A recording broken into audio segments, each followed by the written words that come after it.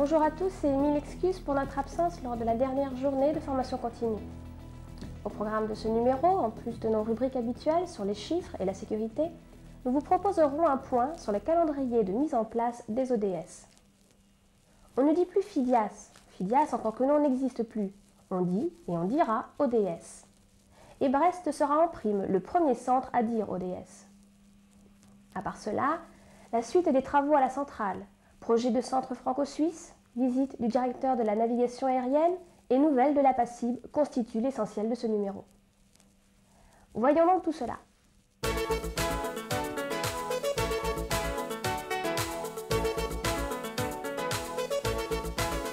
Le trafic FIR a augmenté en mars 1997 de 1,88% par rapport à mars 1996.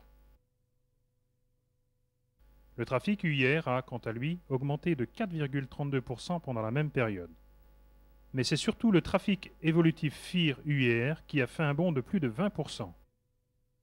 Cela peut paraître surprenant, mais il faut rappeler que depuis le 1er avril 1996, les liaisons intérieures sont ouvertes à toutes les compagnies françaises ou européennes sous certaines conditions. Lié à la mise en service de nouveaux appareils de faible capacité mais très performants, cela a eu des conséquences sur certaines liaisons transversales, s'ajoutant à l'augmentation naturelle du trafic. À l'aube de la mise en place de la RVSM, on peut constater que le trafic transatlantique continue de progresser, avec une augmentation de 4,65%. Pour conclure, on s'aperçoit qu'à la veille de la libéralisation totale du ciel européen, l'ensemble du trafic dans l'ouest de la France affiche un score de près de 7% d'augmentation.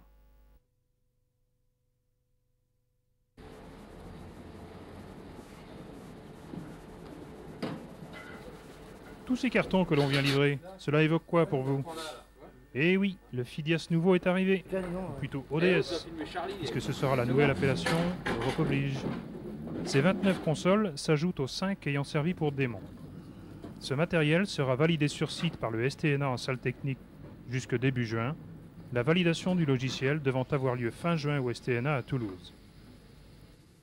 Si la mise en service opérationnelle est prévue pour 1998, les premières UCE seront disponibles en salle dès la fin de l'année. 6 contrôleurs seront détachés en septembre pour la formation, l'instruction des contrôleurs débutant en janvier prochain.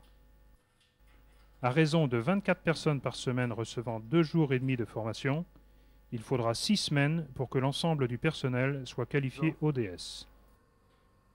En fonction de la validation du matériel et des remarques des contrôleurs, c'est à la mi-mars 1998 que sera prise la décision de non-retour. Avec le GT Ouest France, l'extension de la RVSM et Torpal phase 2 qui sont à venir, il est conseillé de se préparer en affûtant bien ses neurones.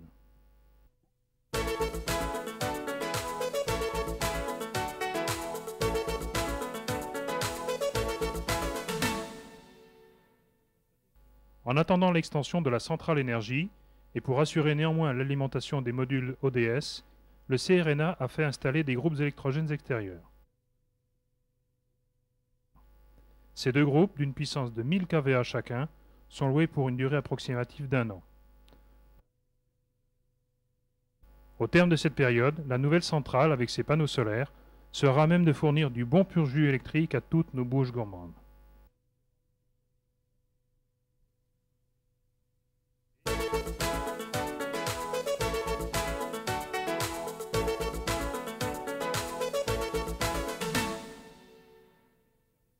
Courant mars, le personnel du CRNA Ouest a été très sollicité à propos du lointain centre franco-suisse.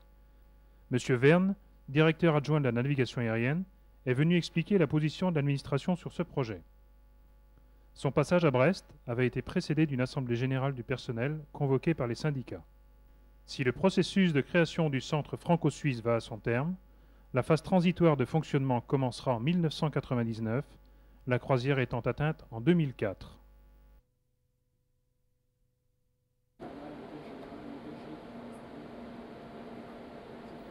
Début avril, Philippe Jacquard, directeur de la navigation aérienne comme chacun sait, a rendu une visite assez détendue au CRNA Ouest.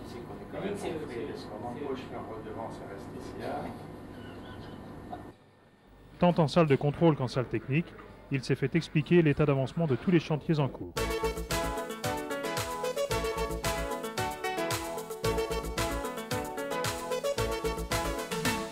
Côté sécurité et qualité de service, les cas de déclenchement de filets de sauvegarde qui défilent à l'écran ont été traités lors de la dernière commission locale de sécurité le 17 février.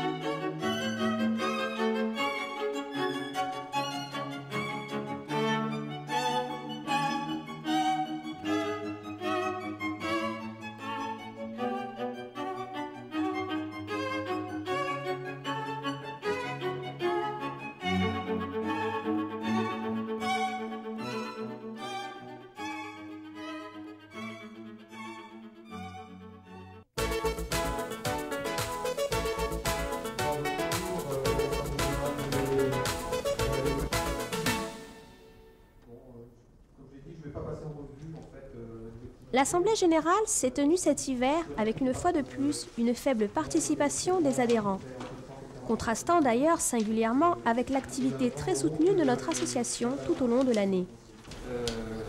Il semblerait, je crois que c'est Sylvie qui me l'a dit, que ça a été affiché sur la télé le mardi et le mardi soir, c'était déjà fini.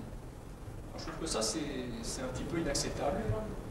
Le bilan financier de l'exercice 96 traduit bien cet état de fait, puisque les recettes se sont élevées en 96 à plus de 600 000 francs. Le budget prévisionnel de 97 table sur des recettes de 411 000 francs et des dépenses de 436 000 francs.